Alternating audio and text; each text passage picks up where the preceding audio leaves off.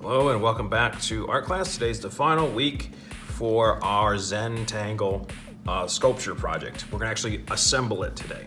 All right, so what you're gonna need is you're gonna need a glue bottle for sure. What you could do if your parents are monitoring you and making sure that everything's going, you might be able to use a hot glue gun, which will speed this up a little bit.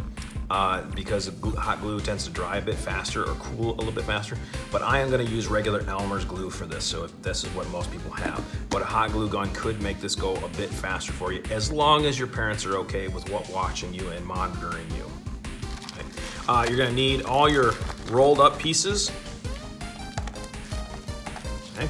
And you are going to need your base. So we're going to start building on top of the base. And then the baggie you could just set off to the side because we really don't need that anymore. Okay, so I have all my pieces. I have 16 because you had 4 sheets that were 4. So there's one sheet, and there's another sheet, and another sheet. So that's 16 pieces, 4 times 4. What I'm gonna do is I'm gonna pick whichever side I think works better. This one I think this side, because it kind of curls the other way. So I'm gonna pick that. And I'm gonna start off with, I start off with 3. You can start off with however you want. This is what we call an asymmetrical design project. So asymmetrical just means that it doesn't have to be perfectly even. So like if I wanted to be perfectly even, maybe I would work with a square. I want the same thing on each side, and we don't need that. What I do need is I'm gonna do a triangle, and the reason why I'm gonna start off with a triangle on the bottom and it's flat is simply because it helps with the base. I'm gonna show you one. This is my finished one. And the base here has a triangle, and it just kind of helps hold things together. So what I'm gonna do is I am gonna glue a partial, like one on top of the other, like that. So that it just kind of glues down. So you're gonna need to glue. I like to put the glue on the side that has the edge showing of where the paper wrapped. That's my personal preference. Sometimes, what I will do is I will flatten this a little bit just to make sure it glues better. More glue is not necessarily your friend. You kind of want to dot it.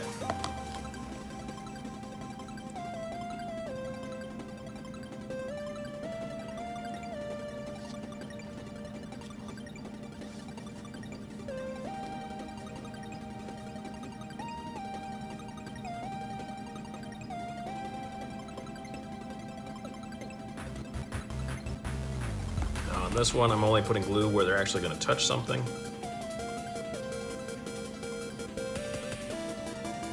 And this is a project that will take a while to do, only because you have to wait for the glue to really start to set.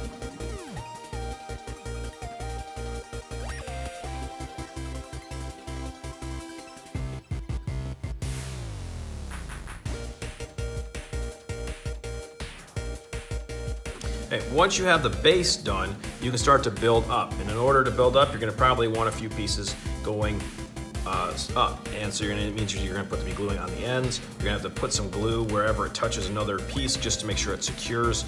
I like to go with the corners when I put pieces on, just because I can put a little bit more glue where everything's touching and it makes it a little bit stronger. You can have them tilted, you can have them straight up and down. It depends on what you want for a sculpture. So again, let me show you the one I have kind of already finished.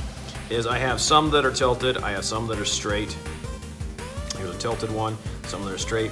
It really kind of depends on what you're gonna want your sculpture to be. And remember, it doesn't have to look like anything. This is kind of a fun, free form sculpture.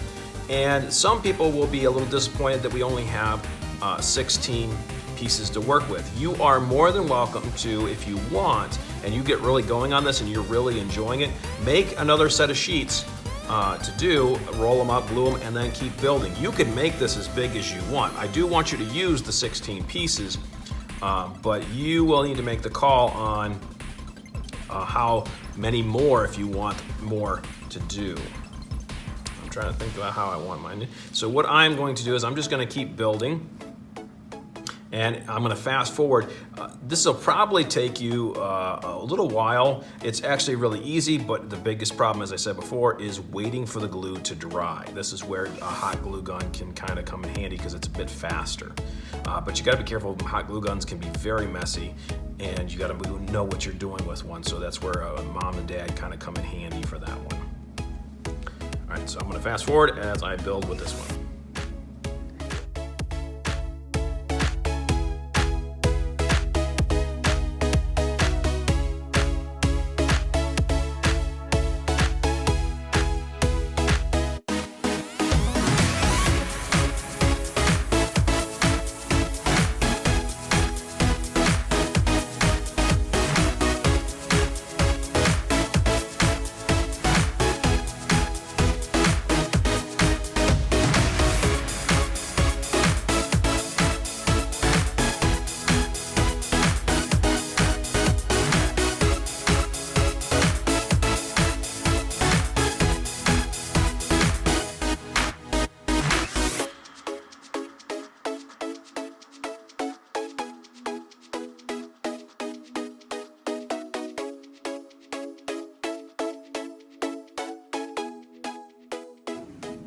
All right, so my sculpture is pretty much completed. I just have to wait to dry and watch it.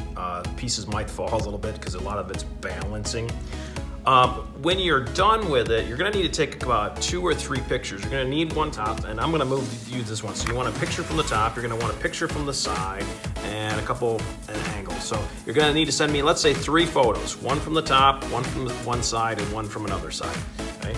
I would lift this one, but right now it's in the middle of drying, so it's a little unstable. So when you're done, upload those 3 photos to me on Google Classroom, and I will see you next week for a new project.